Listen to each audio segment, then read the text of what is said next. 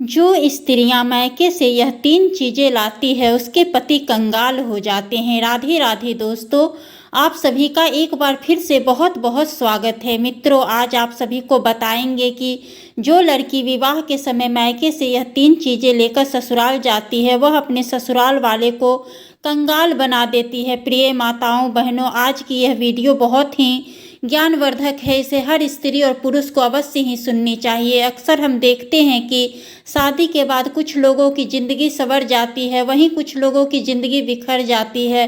कुछ लड़कियां शादी के बाद अपने और समझदारी से अपने ससुराल को स्वर्ग बना देती है, और वहीं कुछ लड़कियां अपने गलत आचरण और व्यवहार से अपने ससुराल को नर्क बना देती है और उस घर को गरीबी के दलदल में झोंक देती है, जिसके कारण ससुराल वाले को बहुत से कष्ट झेलने पड़ते हैं। मित्रों, आज की इस वीडियो में मैं आपको बताऊंगी कि जो लड़कियां विवाह के बाद अपने मायके से यह 3 चीज़ें लेकर ससुराल जाती है वे अपने पति और ससुराल वालों को कंगाल बना देती है। मित्रों, जो भी स्त्री पुरुष इस कथा को ध्यानपूर्वक सुनेगा उसके वैवाहिक जीवन में कभी भी झगड़ा नहीं होगा, उसके जीवन में हमेशा सुख शांति होगी और उसे अपने पति का भरपूर प्यार मिलेगा। तो चलिए मित्रों, आप सभी का समय नष्ट न करते हुए आज की यह कथा को शुरू करते हैं। दोस्तों, एक समय की बात है, किसी जंगल में एक मोर और मोरनी का जोड़ा रहता था। उन दोनों में बहुत ही प्रेम था। एक दिन मोरनी ने मोर से कहा, हे स्वामी, आज आप मुझे कोई ज्ञानवर्धक कहानी सुनाइए। मोरनी की बात सुनकर मोर ने कहा, हे प्रिय, आज मैं तुम्हें एक अत्यंत ही सुंदर कहानी का श्रवण कराने जा रहा हूँ। फिर उस मोर ने आगे मोरनी से कहा, प्रिय, जो भी इस कहानी को पूरा सुनता है उसके जीवन में कभी भी गरीबी और दुख नहीं आता। तब मोरनी कहती है, हे स्वामी, आप कहानी सुनाना आरंभ कीजिए। तब मोर कहानी सुनाते हुए कहता है, हे प्रिय, प्राचीन काल में एक गांव था। उस गांव में धनराज नाम का एक धनी सेठ रहता था। उसके पास धन दौलत की कोई कमी नहीं थी। इतना सब कुछ होने के बाद भी उसके घर में कोई संतान नहीं थी। वह इस बात को लेकर बहुत चिंतित रहता था। उसने संतान प्राप्ति के लिए बहुत सी मन्नतें मांगी, पूजा किया, लेकिन फिर भी उसे संतान सुख की प्राप्ति नहीं हुई। एक दिन वह अपने घर में बहुत ही दुखी मन से बैठा था। तभी उसके द्वार पर एक साधु महात्मा आते हैं और द्वार पे खड़े होकर आवाज़ लगाते हैं। आवाज़ सुनकर सेठ धनराज बाहर आता है तो वह साधु महात्मा को देखकर चौंक गया, क्योंकि साधु महात्मा के मुखमंडल पर सूर्य के समान दिव्य तेज था। ललाट पे चंदन का टीका लगा हुआ था और गले में रुद्राक्ष की माला पहने हुए थे। लगता था वह स्वयं भगवान का स्वरूप है। फिर वह साधु महात्मा को बहुत ही विनम्रता से प्रणाम करता है, उन्हें आदर सहित घर के अंदर लाता है, उन्हें भोजन कराता है। भोजन कराने के बाद साधु महात्मा की इच्छा तृप्त हो जा गई।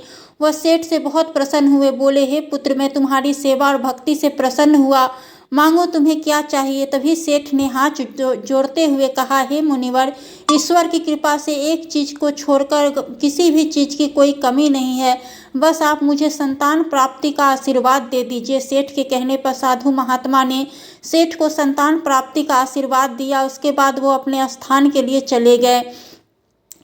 मित्रों, कुछ दिन बाद सेठ के घर में साधु महात्मा के आशीर्वाद से 2 पुत्र और 1 पुत्री ने जन्म लिया। सेठ धनराज ने संतान प्राप्ति की खुशी में सारे गांव वालों को भोजन कराया, उन्हें उपहार दिया। मित्रों, सेठ धनराज अपनी बेटी से बहुत ही प्रेम करता था, क्योंकि वह घर में एकलौती थी। वह सेठ अपने बेटों से भी ज़्यादा अपनी बेटी को प्यार करता था, उसका बहुत ख्याल रखता था। वह सेठ अपनी बेटी के कहते ही उसकी हर इच्छा को पूरी करता था। बड़े लाड प्यार से अपनी बेटी को पाला था। बेटी की जुबान पे कोई भी बात आती उससे पहले ही सेठ उसके लिए वह सामान लाकर दे देता था।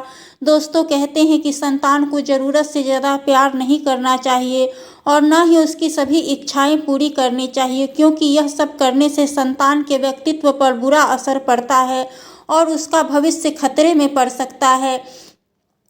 मित्रों, आगे की कहानी सुनाते हुए वो मोर कहता है, हे प्रिय, सेठ धनराज के अधिक लाड प्यार के कारण धीरे धीरे वह लड़की बहुत ही अहंकारी होती चली गई, घमंडी हो गई। एक दिन सेठ की पत्नी सेठ के पास गई और उसे समझाती है कि देखो जी, तुम जो इसके लिए करते हो, तुम्हारे इसी प्यार की वजह से अब वह जिद करने लगी है, सबको बात बात पे जवाब देने लगी है और लोगों से झगड़ा करने लगी है।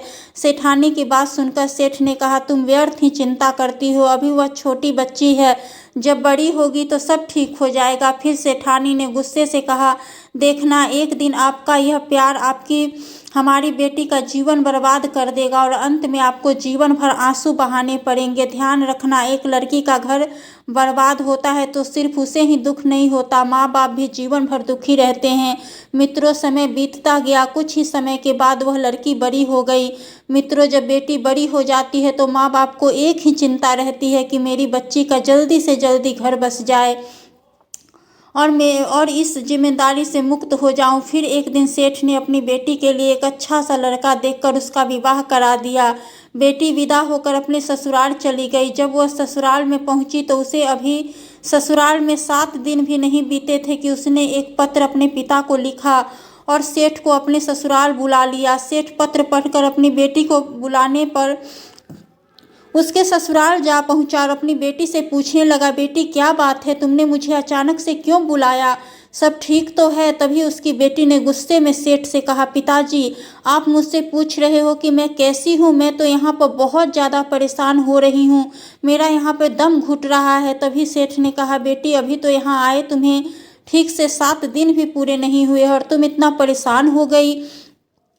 लड़की ने अपने पिता से कहा, अब मैं इस घर में एक क्षण भी नहीं रह सकती, मुझे आज ही यहाँ से लेकर चलो, मैं इस नर्क में नहीं जी सकती। फिर सेठ ने कहा, बेटी ऐसी क्या बात हो गई, तुम ऐसी क्यों बोल रही हो। तभी बेटी ने कहा, पिताजी यदि आप मुझे जीवित देखना चाहते हो तो मुझे इसी वक्त अपने साथ ले चलो। सेठ ने अपनी बेटी को समझाते हुए कहा, बेटी मैंने तो तुम्हारे लिए इतना अच्छा घर देखा था, तुम्हारे लिए इतना सारा दहेज दिया था, इसके बाद इतनी अच्छी शादी की कि पूरे नगर में ऐसी शादी आज तक किसी ने नहीं की। आखिर तुम यहाँ क्या कह रही हो, तुमने ऐसा क्या किया कि सारे गांव में हमारी बदनामी होगी, लोग हमारा उपहास करेंगे। तब सेठ की बेटी ने गुस्से से कहा, यदि आप मुझे जीवित देखना चाहते हो तो जल्दी से यहाँ से मुझे ले चलिए, नहीं तो आप अपनी बेटी को दोबारा कभी नहीं देख पाओगे। दोस्तों, वह लाचार पिता क्या करता। जिस समय सेठ धनराज अपनी बेटी के ससुराल पहुँचे थे उस समय किसी ने सेठ से न राम की न कोई सम्मान भरा शब्द कहा। किसी ने इतना भी नहीं कहा कि समधी जी आइए बैठिए। लड़की का ससुर अपनी जगह से उठकर चला गया, दामाद भी वहां से उठकर चला गया।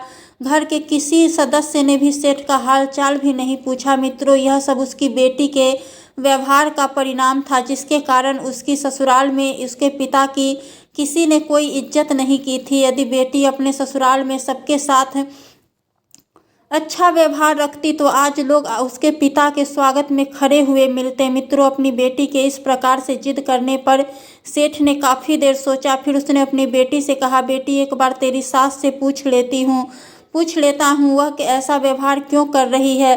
तभी सेठ की बेटी ने कहा, पिताजी क्या पूछना उस डायन से, वह तो डायन है, उसने कुछ भी मत पूछना, बेकार है, उस बुढ़िया के कारण ही तो मैं यहाँ दुखी हूँ इस घर में, उसी डायन ने तो मेरा जीना हराम कर रखा है। तभी सेठ ने कहा, बेटी एक बार ठहरो तो मैं उनसे पूछता हूँ आखिर वह ऐसा बर्ताव मेरी बेटी के साथ क्यों करती है। इतना कहकर सेठ अपनी बेटी की सास के पास गया और बोला, बहन जी मैं आया हूँ। सास ने कहा, मुझे दिखाई दे रहा है, मुझे चश्मा नहीं लगा है, आए हो तो कौन सा बड़ा काम कर दिया। पिता ने सोचा यह कैसा व्यवहार है। वह फिर बोला, बहन जी मैं अपनी बेटी को आपके साथ घर ले जाना चाहता हूँ। सास कहने लगी, ले जाने आए हो तो इसी वक्त ले जाइए, तुम्हारी लड़की ने मेरा जीना हराम कर रखा है। यह सुबह देर से सो करके उठती है और घर का कोई काम भी नहीं करती, ना ही हमारे साथ घर के किसी काम में हाथ बताती है। इसे तो बस बना बनाया हुआ खाना चाहिए, किसी ने कुछ कह दिया तो एक की चार सुनाया करती है। ऐसे संस्कार आपने अपनी लड़की को दिए हैं, इसी समय आप इसे लेकर जाओ और दहेज में जो रुपया पैसा धन दौलत दिया था सब ले जाओ, नहीं चाहिए हमें आपका दहेज।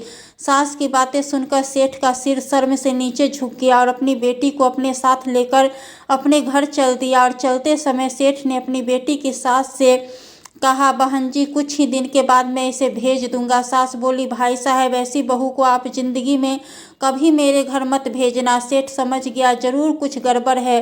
रास्ते में सेठ ने अपनी बेटी से पूछा, बेटी एक बात बताओ, तुम्हारे ससुराल के सभी लोग अचानक से कैसे बदल गए? तभी सेठ की बेटी ने कहा, आपने मेरी शादी ऐसे घर में क्यों कर दिया? जिससे अच्छा तो आप मेरा विवाह ही नहीं करते, मैं कुंवारी ही रह लेती। सेठ ने कहा, बेटी तुम चिंता मत करो, सब ठीक हो जाएगा। तुम मुझे एक बात बताओ, तुम्हारे ससुराल के लोग कैसे हैं? सेठ के पूछने पर उसकी बेटी ने एक एक करके सबके बारे में बताया। उसने सबसे पहले अपनी सास के बारे में बताते हुए कहा, पिताजी मेरी सास तो पूरी डायन है, वह दिन भर मुझ पर चिल्लाते रहती है। मेरा ससुर तो राक्षस है। मेरा जो जेठ है वह तो एक का झूठा मक्कार है। फिर आगे सेठ ने अपनी बेटी से पूछा, बेटा तुम्हारा देवर कैसा है? बेटी ने कहा, पिताजी वह तो एकदम आवारा है, सारा दिन गांव में इधर उधर घूमता रहता है। अंत में सेठ ने पूछा, अच्छा ठीक है बेटी, एक बात बताओ तुम्हारी ननद कैसी है? बेटी ने जवाब दिया, पिताजी ननद बहुत ही दुष्ट है, वह सारा दिन मुझसे लड़ती झगड़ती रहती है और पूरे दिन मेरी चुगली करती है। सेठ ने फिर कहा, बेटा एक बात बताओ तेरा पति कैसा है? लड़की बोली, उसकी तो बात ही मत करो, वह तो साक्षात यमराज है। सेठ ने जब अपनी बेटी के मुंह से यह सब बातें सुनी कि पति यमराज, ससुर राक्षस, सास डायन, देवर आवारा, जेठ जूठा मक्कार और ननद चुगलखोर, तो वह सोच में पड़ गया और मन ही मन सोचने लगा, एक आदमी गलत हो सकता है, दो गलत हो सकते हैं, पूरी ससुराल का हर सदस्य गलत नहीं हो सकता। मित्रों, वह सेठ बहुत ही समझदार था। उसने मन में ही मन में कहा कि अब गड़बड़ बेटी की ससुराल में नहीं, गड़बड़ मेरी लड़की में है। मेरी बेटी के अनुसार उसके ससुराल में एक भी इंसान अच्छा नहीं है। पूरे घर में जिसको देखो सबके सब खिलाफ है और सब इसकी बुराई कर रहे हैं। फिर वह लड़की सेठ से कहती है, पिताजी अब मैं अपनी ससुराल कभी नहीं जाऊंगी, उस घर में सब मुझसे लड़ते झगड़ते हैं। तभी सेठ ने कहा, ठीक है बेटी, तुम उस घर में मत जाना, तुम अपने घर में आराम से रहना, अपने यहाँ किसी चीज़ की कोई कमी नहीं है। मित्रों, वह सेठ अपनी बेटी को अपने साथ घर ले आया। मित्रों, जब सेठ की बहुओं ने सुना कि उसकी ननद अब यहीं रहने आई है तो उन्हें यह बात पसंद नहीं आई और उन्होंने कुछ ही दिन बाद अपनी ननद के हाथ में झाड़ू पकड़ा दिया और कहने लगी, अब बहुत हो गया खातिरदारी, अब यहाँ रहना है तो काम तो करना ही पड़ेगा। फिर सेठ की बेटी ने कहा, अरे भाभी तुम क्यों मुझे इतना प्यार करती थी, अब यह कैसी बातें कर रही हो? भाभी ने कहा, करती थी लेकिन तौर तरीके से रहोगी तो ही प्यार करेंगे। अब तो तू ससुराल छोड़कर आ गई है और यहीं रहेगी और हमारे लिए ही मुसीबत बनेगी। अपनी भाभी के ऐसे कटु वचन सुनकर वह सोचने लगी, मेरी भाभीियों का स्वभाव मेरे प्रति बदल गया। मित्रों, याद रखना, शादी के बाद जो लड़की अपने मायके में ज़्यादा रहती है उसका वैसे भी इज्जत और मान सम्मान खत्म हो जाता है। लड़की की शान तो मायके से डोली उठने और ससुराल से अर्थी उठने में है। मित्रों, इस तरह से उसकी भाभीियों का व्यवहार बदल गया। कुछ दिनों बाद सेठ की बेटी मंदिर गई तो उसे प्रतिदिन मंदिर आता देख मंदिर वाले को परेशानी होने लगी। उसके साथ की लड़कियां सोचने लगी, यह तो काफ़ी दिनों से अपने मायके में रह रही है, इसका पति इसे ले जाने क्यों नहीं आता? इसकी सहेली उससे मिलती और पूछती, क्या बात है, तुम कई महीनों से यहीं पर रह रही हो, तुम्हारे पति कहाँ है? वह तुम्हें लेने के लिए नहीं आए? अपनी सहेलियों की बात सुनकर उसने कहा, सत्यानाश हो ऐसे पति का, वह मुझे ससुराल में नहीं रहने दे रहा, न मुझे मैके में रहने दे रहा। जहाँ भी जाती हूँ सब यही पूछते हैं, तुम्हारा पति तुम्हें ले जाने नहीं आया? मैं तो सबके जवाब देते देते थक गई हूँ। जब सेठ ने देखा कि मेरी लड़की उदास बैठी है तो वह उसके पास गया और पूछा, बेटी क्या बात है? बेटी ने कहा, पिताजी मेरे ससुराल तो बिल्कुल नर्क है और शादी के बाद जब से मैं यहाँ आई हूँ जिसको देखो वही मुझे ताने मारता है, मेरी तो इज्जत मिट्टी में मिल गई। इससे अच्छा तो पिताजी मेरी शादी ही नहीं हुई होती। यह सब सोचकर वो बहुत दुखी हो जाती है। फिर सेठ ने कहा, बेटी एक काम करोगे? तो उसने कहा, क्या पिताजी? सेठ ने कहा, बेटी हमारे यहाँ एक महाराज जी पधारे हैं, वे बहुत ही तेजस्वी महात्मा हैं, मैंने तेरे चर्चा उनसे की थी। तो बेटी ने पूछा, पिताजी महाराज ने क्या कहा मेरे बारे में? सेठ ने कहा, बेटी पहले मेरी बात शांति से सुन लो। उन्होंने मुझे एक मंत्र दिया, यदि उस मंत्र की आप साधना करो और उस मंत्र का जाप 6 महीने तक कर लो तो तेरे ससुराल वाले तेरे वश में हो जाएंगे। वह लड़की यही तो चाहती थी कि सब कुछ उसके वश में हो, ससुराल में उसका राज हो जाए, वह महारानी बन जाए, सब लोग उसके इशारे पर नाचे। वह चाहती थी कि वह घर की मालकिन बने रहे। सेठ ने कहा, बेटी 6 महीने में तेरे ससुराल का पूरा माहौल बदल जाएगा, तू ससुराल जाना चाहेगी? उसने कहा, पिताजी यदि ऐसा हो जाएगा तो क्यों नहीं जाना चाहूँगी, क्या मेरे जाने से सब कुछ मुट्ठी में हो जाएगा?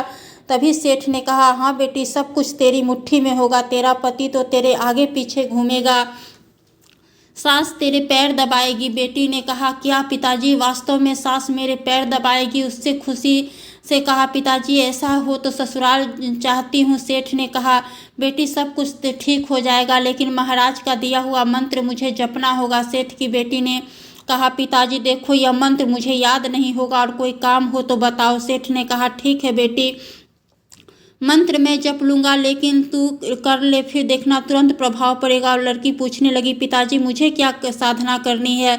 सेठ ने जवाब दिया, बेटी तुझे बस यही साधना करनी है कि 6 महीने तक किसी को भी पलट के जवाब नहीं देना, 6 महीने तक किसी को कुछ नहीं बोलना, और तुझे चुपचाप ईमानदारी से घर का सारा काम करना है। क्या तुम इस काम के लिए तैयार हो? बेटी ने कहा, पिताजी मैं तैयार हूँ, बस 6 महीने की तो बात है, 6 महीने के बाद मेरे ससुराल मेरी मुट्ठी में हो जाएगा, फिर मैं उन्हें देखती हूँ वे कैसे मेरा कहना नहीं मानते। फिर अचानक से मोर कहानी सुनाना बंद कर देता है। तभी मोरनी कहती है, हे स्वामी, आप आगे की कथा सुनाइए, यह कहानी बहुत ही ज्ञानवर्धक और रोमांचक है। मित्रों, मोरनी के कहने पर मोर आगे की कहानी सुनाते हुए कहता है, हे प्रिय, इसके बाद सेठ धनराज अपनी बेटी को लेकर उसकी ससुराल जाता है। जब ससुराल वालों ने देखा कि वह फिर आ गई तो वे आपस में एक दूसरे से कहने लगे, अब तो यह हमारा जीना मुश्किल कर देगी। मित्रों, उस समय किसी ने सेठ से हाल चाल नहीं पूछा, न ही सेठ का आदर सत्कार किया, बल्कि उस लड़की का पति उसे कटु बोलते हुए कहने लगा, यह कलंकिनी फिर से इस घर को बर्बाद करने के लिए यहाँ आ गई। अपने पति के ऐसे कटु वचन सुनकर सेठ की बेटी को गुस्सा आ गया, लेकिन सेठ ने कहा, बेटी तुम्हें 6 माह तक किसी से कुछ नहीं बोलना है, अगर तुमने इन्हें कोई जवाब दे दिया तो मेरी कोई जिम्मेदारी नहीं होगी। इसके बाद सेठ अपनी बेटी को लेकर उसकी सास के पास जाता है और कहता है कि बहन जी, मैं आपकी बहू को लेकर आ गया हूँ। सास ने कहा, अरे क्यों लेकर आए हो इस दुष्ट औरत को, यह तो हमारे घर को बर्बाद कर देगी, इसे आप यहाँ से ले जाओ। सेठ के हाथ जोड़कर कहा, बहन जी, इसे सुधरने का एक मौका और दे दीजिए, मैं आपके सामने हाथ जोड़ता हूँ। मित्रों, सेठ के निवेदन करने पर सास ने कहा, ठीक है, यदि आप कह रहे हैं तो मैं इसे सुधरने का एक मौका और दे रही हूँ, लेकिन याद रहे इसके बाद इसके स्वभाव में बदलाव नहीं आया तो इसे घर से निकाल दूंगी। सेठ अपनी बेटी को ससुराल में छोड़कर घर जाने लगता है और जाते समय वह फिर से अपनी बेटी को समझाते हुए कहता है, बेटी 6 माह के लिए तुम्हें यह साधना करते रहना है, इसके बाद मैं यह ससुराल तुम्हारी मुट्ठी में होगी, जो चाहो वह करना, और हमारी बात को ध्यान रखना। कोई भी तुमसे कुछ भी कहे, गुस्से में कहे चाहे प्यार से कुछ भी कहे, लेकिन उसी समय तुम्हें मेरी बात को याद रखना है और साधना को बिल्कुल नहीं भूलना। मित्रों, इतना कहने के बाद सेठ अपनी बेटी से विदा लेकर अपने घर को चला जाता है। इधर लड़की रात भर रुकती है और अगले दिन सुबह होते ही वह समय से उठ जाती है। उठकर सबसे पहले अपनी सास के पास जाती है और अपनी सास के पैर छूती है और कहती है, माँ जी, क्या आप हमें आशीर्वाद नहीं दोगी? सास को तो गुस्सा की भरी हुई पहले से बैठी थी, लेकिन जब बहू ने पैर छुए और कहा कि माँ मुझे आशीर्वाद दीजिए तो सास आश्चर्यचकित रह गई और सोचने लगी कि हमारे पैर छूकर आज तो यह आशीर्वाद मांग रही है, यह उल्टी गंगा कैसे बहने लगी? अरे यह वही बहू है जो मैं एक कहती थी तो 4 सुनाती थी और आज यह हमारे पैर छूकर आशीर्वाद मांग रही है। बहू ने कहा, माता जी, अगर कोई गलती हो गई हो तो हमें क्षमा करना, आज के बाद मैं कोई गलती नहीं करूँगी, मेरी गलतियों को माफ़ कर देना और मुझे आशीर्वाद दीजिए। जब सास ने अपनी बहू के मुख से ऐसे शब्द सुने तो उनका हृदय प्रफुल्लित हो उठा। उसके बाद सास ने उस लड़की को बहुत सारा आशीर्वाद दिया। इसके बाद सेठ की लड़की वहाँ से उठती है और अपने काम पर लग जाती है और सीधे रसोई में पहुँचती है और भोजन बनाने लगती है। इधर जब बर्तन खटखटाने की आवाज़ आई तो सास ने अपनी बेटी से पूछा, बेटी रसोई में जाकर तो देख, इस समय कौन है? माँ के कहने पर उसकी बेटी रसोई में देखने गई। दृश्य देखकर उसे मानो यकीन नहीं हो रहा था। वह भागते हुए अपनी माँ के पास आई और बताया, माँ जी, रसोई में कोई और नहीं, आपकी बहू है, वह रसोई में काम कर रही है। मित्रों, यह सब देखकर अब तो सास का मन और ज़्यादा बदल गया। फिर उसने चुपचाप भोजन तैयार किया। भोजन तैयार करने के बाद में बहू ने अपनी सास के लिए थाली परोसी और बहुत प्रेम से भोजन कराया। अब तो सास का हृदय धीरे धीरे परिवर्तित होने लगा। इधर जब उसके ससुर आए तो ससुर के पैर छुए, इसके बाद हाथ पैर धुलने के लिए घर के अंदर से पानी लाकर दिया और फिर भोजन की थाली लेकर ससुर के पास में पहुंच गई। हाथ जोड़ करके कहने लगी, पिताजी, अगर मुझसे कोई अपराध हुआ हो और कोई गलती हुई हो तो मुझे क्षमा कर देना। दोस्तों, जब पिता समान ससुर ने देखा कि यह तो हमारी वही बहू है, अगर घर में इसे कोई एक बात कहता था तो यह उनको सैकड़ों जवाब देती थी, लेकिन यह आज हाथ जोड़ करके मेरे समक्ष खड़ी है। अब तो वह सुबह जल्दी उठने लगी और सबसे पहले उठकर घर का सारा काम करती, उसके बाद अपने पति की सेवा करती, अपने से बड़ों का ध्यान रखने लगी और सभी कामों में अपनी ननद का सहयोग करती, सबके लिए समय से भोजन बना देती। अगर गुस्से से कभी कोई उससे कुछ कहता तो उसे गुस्सा तो बहुत आता था इसे जान से मार डालूं, लेकिन जब उसे गुस्सा आता था तो उसे अपने पिता की वह बात याद आ जाती थी। मित्रों, अब तो घर में उससे कोई अगर गुस्से से कुछ बात करता तो वह उसे चुपचाप सुनकर टाल देती थी, क्योंकि वह यही सोचती थी कि 6 माह की तो बात है, इसके बाद मैं इस सबको जवाब दूंगी। यही सोचकर वह शांत रहती थी। उसे 1 महीना बीत गया। फिर एक दिन क्या होता है, उसकी सास ने अपनी बहू को अपने पास बुलाया और घर की जो चाबियां थी अपनी बहू को सौंप दी और कहा कि बेटी, तुम मेरी बेटी की तरह हो, तुम मेरे घर की लक्ष्मी हो, आज से घर की सारी जिम्मेदारी मैं तुम्हें सौंप रही हूँ। इतना कहकर सास ने बहू को घर की चाबियां दे दी। मित्रों, जैसे ही उसने घर की चाबी पकड़ी उसका दिल बहुत खुश हो गया। फिर सास ने अपने बेटे को पास बुलाया और कहा कि यह तेरी पत्नी है, आज के बाद तू जो भी पैसा कमा कर लाएगा वह मुझे नहीं देगा बल्कि अपनी पत्नी के हाथ में देगा, क्योंकि यह घर की बहू नहीं बल्कि लक्ष्मी है। आज से घर की सारी जिम्मेदारी इसके ऊपर है। सास के मुंह से ऐसे शब्द सुनकर वह खुशी के मारे मन ही मन उछलने लगी और सोचने लगी कि पिता ने सही कहा था कि साधना का प्रभाव 1 महीने में ही दिखने लगेगा। पिताजी ने तो यह भी कहा था कि 6 माह लगेंगे, लेकिन यहाँ तो 1 महीने में ही साधना का प्रभाव दिख गया है। अब तो हमारे हाथ में पूरे घर की चाबी भी आ गई। सब लोग हमारी प्रशंसा कर रहे हैं, सब लोग हमारे कहने के मुताबिक चलना चाहते हैं। मैं तो बस यही चाहती थी। मित्र, यह सब देखकर सेठ की बेटी बहुत खुश होती है, लेकिन अंदर ही अंदर वह गुस्से से भरी थी और सोच रही थी कि 6 महीने बाद मुझे इनको देखना है, मैं इनके कहे एक एक शब्दों का हिसाब लूँगी। फिर वह अपने पिता की बातों को याद करके चुपचाप अपने ससुराल वालों की सेवा करती रही। अब तो उनकी प्रशंसा ससुराल में खूब होने लगी, पड़ोसी भी उनकी प्रशंसा करने लगे। धीरे धीरे 2 महीने हो गए और जब 2 महीने हो गए तो उस बिगड़ैल बेटी की सारी गुस्सा ठंडी पड़ गई, सारे विचार बदल गए, इसके अंदर प्रेम भाव जागृत हो गया।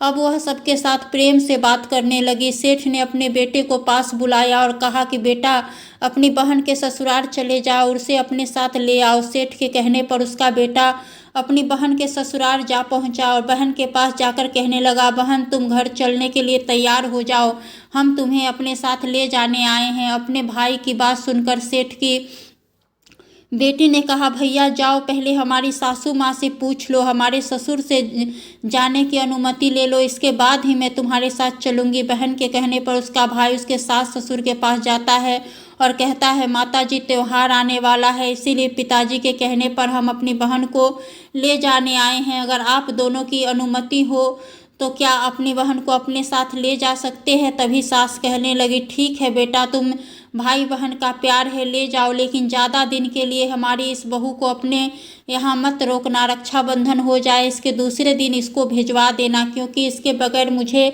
अब अच्छा नहीं लगता, इसके बिना सारा घर सूना सूना लगेगा।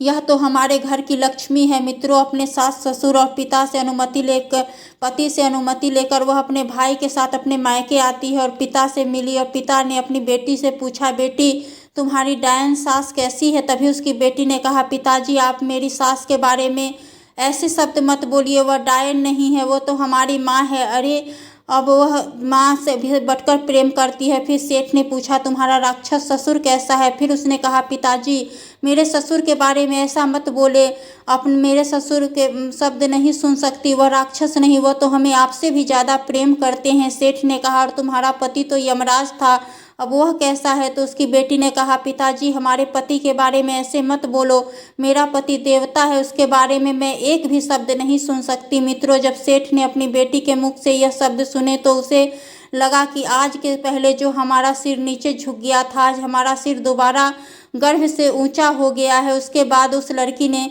हंसी खुशी से त्यौहार बिताया और फिर कुछ दिनों के बाद उसके ससुराल वालों ने उसे खबर भिजवाकर उसे अपने पास बुला लिया। मित्रों, पिता की एक समझदारी के कारण उसका घर टूटने से बच गया और पिता की एक सीख से उसकी बेटी के सारे विचार बदल गए और धीरे धीरे उसकी लगन और मेहनत के कारण उसका घर एकदम स्वर्ग बन गया। मित्रों, उसके एक मौन ने, 6 महीने की सहनशीलता ने सब कुछ बदल दिया। इसीलिए तो कहते हैं कि स्त्री चाहे तो कुछ भी कर सकती है। मित्रों, यदि रिश्ते को टूटने से कोई बचा सकता है तो वह है मनुष्य के अंदर की सहनशीलता। कहते हैं ना, किसी मनुष्य की मीठी वाणी और उसका विनम्र व्यवहार अच्छे को झुका सकता है। मित्रों, अब मैं आपको बताती हूँ कि लड़की को अपने मायके से ससुराल में वह 3 चीज़ें कभी नहीं ले जानी चाहिए, वरना उसका पति कंगाल हो जाता है। पहली बात, लड़की को अपने ससुराल में अपने पिता की दौलत और भाइयों का घमंड लेकर कभी नहीं जाना चाहिए।